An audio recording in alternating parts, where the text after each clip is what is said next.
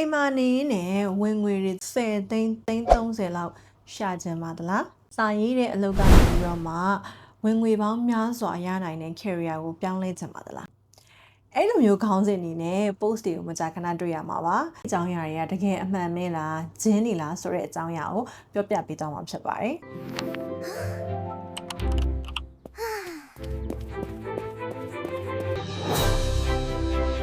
လက်ရှိဒီဗီဒီယိုကြည့်နေတဲ့သူတွေထဲမှာ content writing အလုပ်နဲ့အတော်မျိုးဝန်းကြောင်းလုပ်နေတဲ့သူတွေဘယ်နှစ်ယောက်လောက်ပါမလဲမသိဘူးเนาะတကယ်လို့ပါတယ်ဆိုလို့ရှိရင်ဒီအောက်မှာ comment လေးရေးပေးခဲ့ပါအောင်ကိုက content writing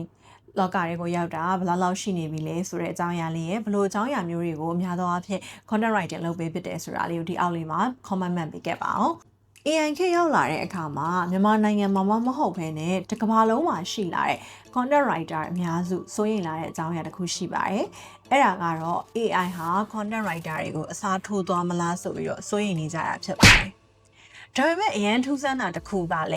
ဲမြန်မာနိုင်ငံမှာကြုံတွေ့နေရပါတယ်။အဲ့ဒါကဘာလဲဆိုတော့တစ်ကမ္ဘာလုံးက AI ဟာ content writer လုပ်ငန်းကိုအစားထိုးသွားမလားဆိုပြီးကြောက်လန့်နေတဲ့အချိန်မှာမှcontent writer လောက်ကြမယ်ဟေ့ဆိုပြီးတော့ပြေးဝင်လာကြတဲ့လူအုပ်ကြီးဖြစ်ပါတယ်။ဆိုတော့ကျမတို့အမြဲတမ်းအဲ့ဒီအကြောင်းတွေးမိရေပေါ့။ဘာကြောင့်များအခုချိန်မှာအနေရများနေပါတယ်လို့တစ်ကမ္ဘာလုံးကယူဆနေတဲ့ content writing အလုပ်ကိုအရန်ပတ်စံရတဲ့ဝင်ငွေကောင်းတဲ့အလုပ်လို့မြင်ပြီးတော့လူအများစုကပြေးလာကြတာပါလေ။ပြောင်းလဲလာတဲ့ကာချာကြောင့်မို့လို့လည်းဖြစ်နိုင်ပါတယ်။လူငယ်အများစုကအိမ်ကနေပြီးတော့အလုပ်လုပ်ရတဲ့ remote work ဆိုတဲ့ဟာတွေကိုပို့ပြီးတော့ဆွဲလန်းလာ flexible income ပေါ့ဝင်ငွေနဲ့ပတ်သက်ပြီးတော့ကိုလုံးရင်လုံးနိုင်ကြလောက်အမိခိုခင်းနဲ့ပတ်စံရနိုင်တဲ့လုပ်ငန်းလို့မြင်လာကြတာလည်းဖြစ်ပါတယ်။အဲ့တော့တင်းနှန်းကြော်ညာတွေကနေပြီးတော့ပြောနေတယ်လို့ပတ်စံဝင်ငွေအရန်ကောင်းတဲ့လုပ်ငန်းလားဆိုတော့ကျွန်တော်တို့တစ်ချက်တွက်ကြည့်ရအောင်။အဲ့တော့ဈေးကွက်ထဲမှာဆိုလို့ရှိရင် content တစ်ပုဒ်ကိုဈေးမျိုးနဲ့တောင်းနေကြတာရှိပါတယ်။အဲ့တော့အများစုအဆင်ပြေတယ်လို့ယူဆတဲ့1000ခွဲတာပြီးတော့ content ရေးတဲ့သူတွေ9000နဲ့ရေးနေတဲ့သူတွေလည်းရှိရပေါ့နော်ဒါပေမဲ့ထားလိုက်ပါတော့ကျွန်တော်တို့အလဲကြားချလိုက်မယ် content တစ်ပုဒ်ကို1000ခွဲရတဲ့ content writer လို့ပဲကျွန်တော်တို့သတ်မှတ်လိုက်ကြပါစို့ဆိုလို့ရှိရင်အဲ့ဒီသူတယောက်ကခုနကပြောတဲ့တစ်လကို10သိန်းနဲ့အထက်ဝင်ငွေရနိုင်ဖို့ဆိုလို့ရှိရင်အနည်းဆုံး content ကို68ပုံနဲ့80ကြားအတွင်းမှာရေးရမှာဖြစ်ပါတယ်တရက်ကိုအနည်းဆုံးတော့ content 3ပုဒ်လောက်တော့ရေးရမှာဖြစ်ပါတယ်တရက်ကို content 3ပုဒ်ရေးရဆိုတဲ့နေရာမှာကျမတို့က content ကိုရေးရုံအခြေအနေနဲ့မဟုတ်ဘဲနဲ့ research လုပ်ရတဲ့အခြေအနေတွေ revision ပြန်ဝင်ရတဲ့အခြေအနေတွေရေးရတဲ့အခြေအနေတွေအားလုံးကိုပေါင်းလိုက်တယ်ဆိုရင်တစ်ပုဒ်ကို3နာရီလောက်နဲ့ကျမတို့ပြန်တွက်ရမှာဖြစ်ပါတယ်ကျမတို့တရက်ကို9နာရီလောက်အလုပ်လုပ်ရတဲ့အခြေအနေတောင်ပြန်ဖြစ်သွားပြီပေါ့နော်အဲ့တော့တာမန်ရုံးလုပ်ထက်စားလို့ရှိရင်တော့တနေ့7နာရီကနေကျွန်တော်တနေ့9နာရီအလုပ်လုပ်ရတဲ့အပြင်စနေတနင်္ဂနွေပါမနာရပဲနဲ့တစ်လလုံးမှာရက်30လုံးအလုပ်လုပ်မှပဲကျမတို့ပြောတဲ့10သိန်းဆိုတဲ့ဝင်ငွေကိုရမှာလို့မျိုးဖြစ်နေတယ်။ Okay ဒါပေမဲ့ agency တွေမှာလုပ်နေတဲ့သူများအောက်မှာလုပ်နေတဲ့ content writer ပုံမှန် content writer တွေထက်စားလို့ရှိရင်တော့ခုနကလိုတစ်လကို10သိန်းလောက်ရှာနိုင်နေဆိုတော့အများများတယ်လို့မြန်မာလူငယ်တွေအတွက်ထင်စရာတော့ဖြစ်နိုင်ပါတယ်။ဒါပေမဲ့တစ်လကို content အပုတ်ရေ80 80အဲ့လောက်ထုတ်နေရတယ်ဆိုလို့ရှိရင်ကျွန်တော်ရဲ့အုံနောက်တွေကနေပြီးတော့မှရေရှည်ကြာလာတဲ့အခါမှာခံနိုင်မှာမလာ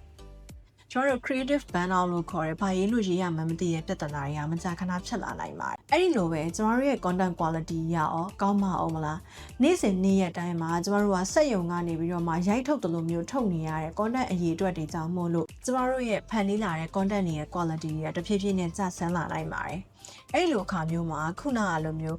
1000ခွဲပေးနေတဲ့ client ကတော့မှပဲ1000ခွဲပေးခြင်းတဲ့ content ဖြစ်လာပါအောင်မလားဆိုတော့ဒါကကျမကဝင်ငွေနဲ့ပတ်သက်ပြီးတော့ကတ်သက်ပြီးတော့ပြောနေတာလို့လည်းစောရကတက်ချင်ရင်လည်းတက်နိုင်ပါသေးတယ်ဒီထက်ပိုပြီးတော့အဆင်ပြေနေတဲ့လည်းအများကြီးရှိမှာပေါ့ content writer တွေလည်းအများကြီးရှိမှာပေါ့နော်ဒါကတော့ကျမကတော့ပြည့်မြတ်အားဖြင့်ဖြစ်နိုင်တဲ့အနေအထားတစ်ခုကိုပြောပြရတာဖြစ်ပါတယ်အခုလိုမျိုးတွေပြောလို့ကျမက content writing လောကကြီး content writer တွေရဲ့ခြေနေကမကောင်းတော့ဘူးပြောနေတာမဟုတ်တယ်လို့မျိုး content writing သင်တန်းတိုင်းကဂျင်းဖြစ်နေရလို့လည်းကျမပြောတာမဟုတ်ပါဘူးကျမပြောချင်တဲ့အဓိကချက်ကတော့စာရေးတက်ရုံတစ်ခုရဲနဲ့ကျမတို့ high earning career pathway ကိုမျှော်လင့်လို့မရအောင်ဆိုတဲ့အကြောင်းပြောပြချင်တာဖြစ်ပါတယ်ဒီနေရာမှာကျမကအခုချိန်မှာ content writing သင်တန်းကိုတက်ဖို့စဉ်းစားနေတဲ့သူတွေရှိရဆိုလို့ရှိရင်ကျမအနေနဲ့ false hope လို့ခေါ်တဲ့ယုံကြည်ချက်အမှားမျိုးတွေမရှိဖို့အတွက်အဓိကပြောပြချင်တာဖြစ်ပါတယ်။အဲ့တော့ဘလို့ယုံကြည်ချက်အမှားမျိုးတွေမရှိသင့်အောင်လဲဆိုရင်နံပါတ်1အချက်ကတော့သင်တန်းပြီးတာနဲ့အရန်ကိုဝင်ငွေကောင်းတဲ့အလုပ်တွေတန်းရသွားမယ်လို့မမျှော်လင့်ပါနဲ့။ အခုလက်ရှိဈေးကွက်ထဲမှာကိုပဲကျမတို့ content writer တွေအများကြီးရှိပါတယ်။နိုင်ငံတကာက content writer တွေလည်းရှိရယ်မြန်မာပြည်က content writer တွေလည်းရှိရယ် freelancer တွေအများစုရှိနေကြတယ်ပေါ့နော်။ဒီ Fiverr တို့ Upwork တို့ဒီလိုမျိုး platform တွေမှာတော့မှပဲကျမတို့ဟာဝင်ငွေကောင်းတဲ့ content writer တယောက်ဖြစ်ရပ်တည်ဖို့ဆိုတာမလွယ်ပါဘူး။ရှင်ပြိုင်မှုအရင်ပြင်းထန်ပါတယ်။ကိုယ့်ရဲ့ portfolio ဘယ်လောက် strong ဖြစ်နေလဲဆိုတဲ့ဟာတွေအရင်အရေးကြီးပါတယ်။ junior level ကိုအလုပ်မပေးချင်တဲ့အလုပ်ရှင်တွေအများကြီးရှိပါတယ်။တနက်စမိပြီဆိုတာနဲ့ content ရေးတက်သွားပြီးအဲ့အတွက်ကြောင့်မလို့ငါကတော့ကောင်းကောင်းမွန်မွန်နဲ့ဒီလုပ်ငန်းကြီးကိုလုပ်နိုင်မှာပဲပတ်စံနေအများကြီးရမှာပဲဆိုရယ်မျှော်လင့်ချက်အမှားကြီးမထားပါနဲ့ကျမတို့ content writing သင်တန်းတက်ပြီးဆိုရင်အဲ့ဒါအစပဲရှိပါသေးတယ်ကျမတို့ဘယ်လိုရေးတက်သွားလဲဆိုတဲ့ဟာကိုစပြီးတော့သင်တော့အဆင့်ပဲရှိပါသေးတယ်ကျမတို့အတွက်ခုနပြောတဲ့တစ်လကို10သိန်းရဖို့တစ်လကို330ရဖို့တစ်လကို300ရဖို့ဆိုတော့ဟိုးဝေးမှာပဲရှိပါသေးတယ်အဲ့ဒါကိုတော့လက်ခံနိုင်ဖို့လိုအပ်ပါတယ်နံပါတ်1ချက် AI မျိုးလုံးဝရှော့မတွက်ပါနဲ့ကျမတို့အခုခေတ်မှာ AI ကအများကြီးကိုအစားထိုးလာပါပြီအရင်တော့ဆိုရင်တော့မှဒါ AI ကမြန်မာစကားနဲ့ပတ်သက်ပြီးတော့နည်းနည်းလေးချိုးရင်းကျွဲရှိနေသေးရဲ့ဆိုပေမဲ့အခုနောက်ပိုင်းမှာ ChatGPT တို့ Gemini တို့စသဖြင့် DeepSeek တို့အများကြီးဟာမြန်မာစကားလုံးတွေနဲ့ပတ်သက်လာလို့ရှိရင်အရန်ကိုတွင်ကြဲသုံးတက်လာပါပြီ။ကိုထပ်ပို့ပြီးတော့ research လုပ်တာတွေမှာပို့ပြီးတော့အားကောင်းလာတယ်။သူတို့အနေနဲ့တခြားသော train ထားတဲ့ data တွေကကိုထပ်ပို့ပြီးအချက်လက်တွေအများကြီးသူတို့ရရှိနိုင်တယ်။ဆိုတဲ့အတွက်ကြောင့်မလို့ AI ကိုလုံးဝ short တွက်လို့မရအောင်။ကျွန်တော်တို့ content writing လောကတွေကိုစဝင်လာပြီးတဲ့အခါမှာဆိုလို့ရှိရင်ဒီ AI ကကိုကြော်လွန်မသွားအောင်ဘယ်လိုလုပ်ရမလဲဆိုတဲ့အချက်ကိုလည်းစဉ်းစားထားဖို့လိုအပ်ပါသေးတယ်။အဲ့တော့ content writing တနိုင်တက်ပြီးသွားပြီငါ content plan တွေဆွဲတက်ပြီး draft content တွေရေးတက်ပြီးဘာတွေလုပ်တက်ပြီး topic တွေထုတ်တက်ပြီးဆိုပြီးတော့ကျွန်တော်တို့ပျော်နေလို့မရဘူးအဲ့ဒါတွေအကုန်လုံးကဟိုးရင်တော့ဒါသုံးဆလို့ရချင်ရမယ်ခုခေတ်မှာဘာမှထူးဆန်းတဲ့အရာတွေမဟုတ်တော့ဘူးအဲ့ဒါတွေအကုန်လုံး click တစ်ချက်နှိပ်လိုက်တာနဲ့ AI ကအကုန်လုံးထောက်လျှောက်လုပ်ပြီးသွားနိုင်ပြီဆိုတော့ကျွန်တော်တို့အဲ့ဒီအဆင့်မှာရက်တည်လို့မရတော့ပါဘူးတကယ်နဲ့ပတ်စံများရတဲ့ content writer ဖြစ်ချင်တယ်ဆိုရင်အဲ့ဒီအဆင့်ထက်အများကြီးကြော်ပြီးတော့ရောက်နိုင်တဲ့သူဖြစ်နေမှာရပါလိမ့်မယ်အဲ့တော့ content writing ကိုလည်းဝါသနာပါတယ် AI ခေတ်မှာလည်းပဲ content writer ပဲဆက်လုပ်မှာဆိုလို့ရှိရင်တော့ဝင်ငွေကောင်းတဲ့ content writer တကယ်ဖြစ်စေမဲ့အချက်၅ချက်ကိုကျွန်မအခုပြောပြပေးပါမယ်ပထမတစ်ချက်ကကိုယ့်ရဲ့ skill ကိုအမြဲတမ်း upgrade လုပ်နေပါသိထားတဲ့အခြေခံ SEO တွေ copywriting တွေ research skill တွေအကုန်လုံးကိုအမြဲတမ်းလေ့လာနေပါအဲ့ဒီဟာတွေကတစ်ချိန်လေ့လာရုံနဲ့ပြီးတဲ့အရာတွေမဟုတ်ပါဘူးစင်စက်မပြတ်လေ့လာရမယ့်အရာတွေဖြစ်ပါတယ်ဆိုတော့အဲ့ဒီဥစ္စာကသင်တန်းတစ်ခါတက်ရုံနဲ့ရတဲ့အရာတွေလည်းမဟုတ်ပါဘူးစင်စက်မပြတ်လေ့လာပါဒုတိယတစ်ချက်ကတော့ portfolio တိဆောက်ပါကျွန်တော်တို့ content writing ရေးတက်ပါတယ်လို့ကိုထိုင် on နေရုံနဲ့တော့ကျွန်တော်တို့ဘယ်သူမှအလုပ်လာအပ်မှာလည်းမဟုတ်တလို့မျိုးရေးပေးနိုင်ပါတယ်ဆိုပြီးဈေးတွေကိုထိုးချနေလို့လေကျွန်တော်တို့အတွက်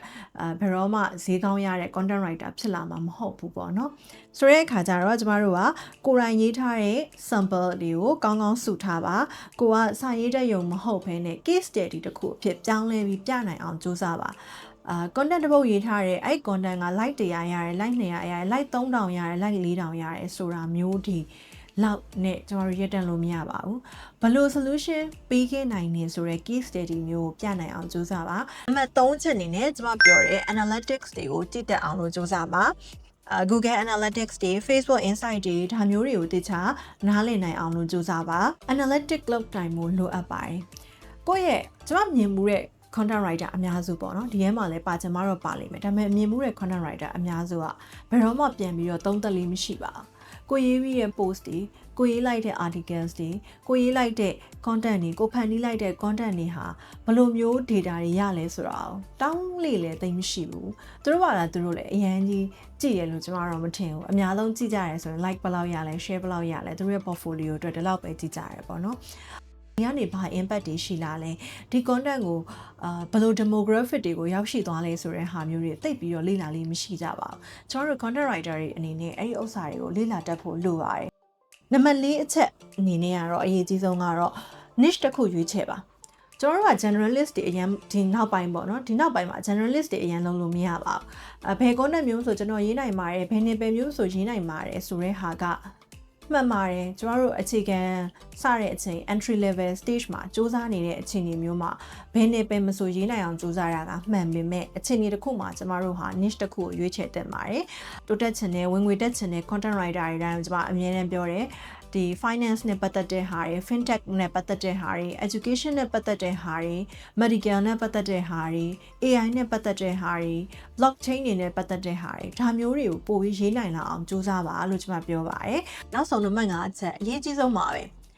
content writer အများစုကဘာပြောလို့ရှိကြလဲဆိုကျွန်မကတော့ introvert ပါပေါ့နော်ကျွန်မသိပြီးလူရင်းနဲ့စကားအများကြီးမပြောချင်ဘူးကျွန်မစာပဲရေးချင်တယ်ဒါမျိုးလေးပြောကြတာမျိုးရှိရပါတော့မရပါဘူးအဲ့လိုမျိုးလုပ်နေသူကြီးလေဘယ်တော့မှဝင်ငွေကောင်းတဲ့ content writer ဖြစ်လာမှာမဟုတ်ဘူးကိုထားပါတော့ကိုကကောင်းစာရေးတာကောင်းတယ် client နောက်တစ်ယောက်ကနောက်တစ်ယောက်ကိုမိတ်ဆက်ပေးတယ်နောက်တစ်ယောက်ကမိတ်ဆက်ပေးတယ်ဆိုပြီးတော့ content တွေရပြီးတော့စာရေးရတယ်ဆိုတာမျိုးကတော့ရှိကောင်းရှိလိမ့်မယ်ဒါပေမဲ့အဲ့ဒါကလည်းကျမတို့ကိုအရန် level အမြင့်ကြီးဆွဲသွားနိုင်မှာမဟုတ်ဘူးအဲ့တော့ကျမပြောချင်တာ networking လုပ်ပါကျမတို့လုပ်ပေးနိုင်မဲ့နေပယ်မျိုးမှာရှိနေတဲ့အလုပ်ရှင်တွေစီ client တွေစီကိုကျမတို့ရောက်ရှိအောင်လို့ရအောင်သွားပါကိုယ့်ရဲ့ personal branding လုပ်ရင်းနဲ့ network တိစောက်တာပဲဖြစ်ဖြစ်ဒါမှမဟုတ်ကျမတို့တခြားသောဘယ်လိုနည်းနဲ့ network တွေရမလဲပေါ့နော်ဒီလိုနည်းနဲ့ network တွေကိုအမြဲတမ်းတိစောက်နေဖို့လိုအပ်ပါတယ်အဲ့တော့content တင်နန်းဆင်လိုက်တာနဲ့ကျမတို့က content ရေးတတ်သွားပြီးတော့အလားစာမြင့်တဲ့အလုပ်တွေတန်းရပြီးတစ်လောက်10သိန်း30ရမယ်ဆိုရယ်မျှော်လင့်ချက်ကြီးကိုခဏမိထားလိုက်ပါကျမခုနပြောတဲ့အချက်5ချက်ကိုပုံမှန်လုပ်သွားပါအဲ့ဒါဆိုလို့ရှိရင်တော့တဖြည်းဖြည်းချင်းနဲ့ကျွန်တော်တို့ကကိုယ့်ရဲ့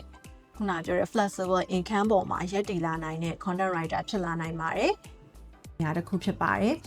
များသောအားဖြင့် content writer တွေကဟိုးအရင်တွေကဘာလုပ်ခဲ့ကြလဲဆို hourly rate နဲ့ charge တာပေါ့ပတ်စံတောင်းတဲ့အခါမှာဘယ်လောက်ထိအချိန်ပေးရလဲဆိုတော့ hourly rate နဲ့ charge တာတွေရှိတယ်။တချို့တွေကြတော့လည်းပဲစလုံးရည်နဲ့ charge တာပေါ့နော်ဘယ်လောက်ထိရေးရလဲဆိုတော့စလုံးရည်ပေါ်မှာ charge တာရှိပါတယ်။ဒါပေမဲ့အဲ့လိုဟာတွေထက်ဝင်ငွေကောင်းတဲ့ content writer တယောက်ဖြစ်ချင်တယ်ဆိုလို့ရှိရင်တော့အကျိုးမြတ်ပေါ်မှာပတ်စံတောင်းတအောင်စူးစမ်းပါကျမတို့လုပ်ပေးနေတဲ့ကျမတို့ရေးပေးနေတဲ့ content တစ်ပုဒ်ဒီလုပ်ငန်းတစ်ခုအတွက်ဘယ်လောက်ထိအကျိုးရှိသွားမလဲဆိုတဲ့အပေါ်မှာမူတည်ပါအဲ့ဒါကြောင့်မလို့ထားပါတော့ဈေးကွက်ထဲမှာတစ်ခါလေကြာအငင်းပွားစရာကိစ္စတွေကျွန်မတွေ့ရပါတယ်content တစ်ပုဒ်ကိုဘယ်လောက်နဲ့ဈေးဖြတ်နေတယ်ဈေးကွက်ကိုဖြတ်စည်းနေတယ်ဆိုတဲ့ဟာမျိုးကြီးကျွန်မမြင်ရရှိတယ်ကျမတို့အဲ့ဒီဟာကိုဈေးကွက်ဖြတ်စည်းနေရလို့မထင်ဘူးပေါ့နော်တလောက်ဟိုမှအမြင့်အစွန်း10သိန်းလောက်ပဲရတဲ့လုပ်ငန်းအတွက်ရေးပေးနေတဲ့ content writer ကသူ့ရဲ့ content writer fee ကိုပဲ10သိန်းလောက်လိုချင်နေလို့တော့ဘယ်ရပါမလဲဘာကြောင့်လဲဆိုတော့သူဖန်တီးပေးနေတဲ့ content တွေကနေပြီးတော့ပြန်ရတဲ့ကျိုးမြတ်ကဘလောက်မှမရှိသေးတာအဲ့အတွက်ကြောင့်မလို့သူက9000ပဲတောင်း1000ပဲတောင်းဒါကသူ့ရဲ့ညှိနှိုင်းခွက်ပဲအဲ့လိုပဲတလောက်ကိုသိန်းထောင်နဲ့ချီပြီးအမြတ်အစွန်းရနေတဲ့လုပ်ငန်းအတွက်ရေးပေးနေတဲ့ content writer ကလည်းပဲ3သိန်းလောက်ပဲရနေရ4သိန်းလောက်ပဲရနေရဆိုရင်တော့တိတ်အဆင်မပြေဘူးပေါ့ဆိုတော့ကိုလုပ်ပေးလိုက်တဲ့အလုပ်ဟာတစ်ဖက်မှာအမြန်ဆုံးဘယ်လောက်ရတယ်လဲဆိုတဲ့အပေါ်မှာမူတည်ပြီးတော့ကိုယ့်ရဲ့ fees ကိုတောင်းနိုင်တဲ့သူမျိုးဖြစ်အောင်လဲကျမတို့ကစူးစမ်းရမှာဖြစ်ပါတယ်အဲ့လိုစူးစမ်းဖို့အတွက်ကိုလည်းကျမတို့ကခုနလိုမျိုးစာရေးတက်ရုံနဲ့လုပ်နေလို့တော့မရဘူးပေါ့ဈေးကွက်တစ်ခုလုံးကိုနားလည်ရမယ်ကျမတို့လုပ်ပေးနေတဲ့ business တစ်ခုလုံးဘယ်လိုလုပ်နေလဲဆိုတာကိုနားလည်ရမယ်အဲ့ဒီ business ရဲ့အကျိုးမြတ်တွေကဘယ်လိုပုံစံမျိုးနဲ့လာနေလဲဆိုတာကိုနားလည်ရမယ်ဒါမှပဲကျမတို့ကပတ်စံတွေကိုပို့ပြီးတော့တောင်းနိုင်မှာဖြစ်တာပေါ့အဲ့တော့ညီကုန်းချုပ်ရမယ်ဆိုလို့ရှိရင် content writing career ကြီးတည်ဆုံးသွားတယ်လို့ပြောနေရလည်းမဟုတ်ဘူး content writingတနန်းတွေကနေပြီးတော့ချင်းထည့်နေရလို့လည်းကျွန်တော်မပြောချင်ဘူးဒါပေမဲ့ content writing career ဟာအရင်ကလိုမျိုးတော့ easy money လုပ်တစ်ခုမဟုတ်ပါဘူးလွယ်ပတ်စံရနိုင်တဲ့လုပ်ငန်းလုံးဝမဟုတ်ပါဘူးအဲ့ဒါကိုသိချမှတ်ထားပါ content writing သာတက်လို့ရှိရင်ငါပတ်စံလွယ်လေးရမှာပဲဆိုရဲအတွေ့အမျိုးရှိနေရဆိုရင်ဒီနေ့စာပြီးကောင်းနေရတဲ့အဲ့ဒါကိုထုတ်ပြလိုက်ပါ scale မရှိဘူး strategy မရှိဘူး business mindset မရှိဘူးဆိုလို့ရှိရင် content writing မှာမဟုတ်ဘူးဘာမှရှင်းတတ်နိုင်မှာမဟုတ်ပါဘူးအဲ့တော့ content writing ကိုစိတ်ဝင်စားတဲ့ content writer အဖြစ်နဲ့ဒီ2026ကနေစတမူးဝမ်းကြောင်းလှုပ်ချင်တယ်ဆိုလို့ရှိရင်เนาะကျွန်တော်ခုနကပြောတဲ့အချက်တွေကိုပြန်လှန်သုံးသပ်ပါကိုအမြဲတမ်း skill ကို upgrade လုပ်နေပါဒါဆိုလို့ရှိရင်เนาะနောက်ပိုင်းမှာဝင်ငွေကောင်းတဲ့ content writer အဖြစ်နဲ့ဖြည်းဖြည်းချင်းရှင်သန်လာနိုင်မယ်လို့ယုံကြည်ပါတယ်တကယ်လို့ content writer နဲ့ပတ်သက်ပြီးတော့သိချင်တဲ့အကြောင်းအရာတွေရှိနေမယ်ဒါမှမဟုတ်လို့ရှင်လည်း marketing နဲ့ပတ်သက်ပြီးတော့ကျွန်တော်ရဲ့တွေ့ကြုံကနေပြီးတော့သိချင်တဲ့အကြောင်းအရာတွေရှိနေတယ်ဆိုလို့ရှိရင်ဒီဗီဒီယိုလေးအောက်မှာ comment ရေးပေးခဲ့လို့ရပါတယ်ကျွန်မသိထားတက်ထားရတယ်ဆိုလို့ရှိရင်เนาะကျွန်မအနေနဲ့ပြသွားမှာဖြစ်ပြီးတော့ကျွန်မနားမလည်တဲ့အကြောင်းအရာတွေဆိုလို့ရှိရင်တော့လည်း user စွာနဲ့ပဲနားမလည်ကြောင်းဝန်ခံပေးမှာဖြစ်ပါတယ်ဒီဗီဒီယိုကိုစောင့်ကြည့်ပေးတဲ့အတွက်အားလုံးကျေးဇူးတင်ပါတယ်